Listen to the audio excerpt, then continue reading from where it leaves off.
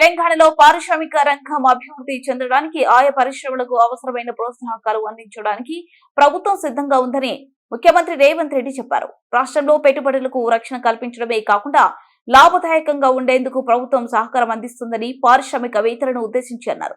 Maheshwaram general park లో Malabar group స్థాపించిన James and jewellery unit ను ముఖ్యమంత్రి ప్రారంభించారు.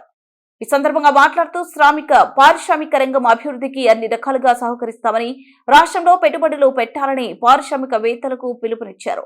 తెలంగాణను అభివృద్ధి పథంలో నడిపించడం, రంగాల వారీగా పరిశ్రమలు రాణించడానికి సహకరించడంలో ప్రభుత్వం ఎప్పుడు సిద్ధంగా ఉంటుందని స్పష్టం చేశారు.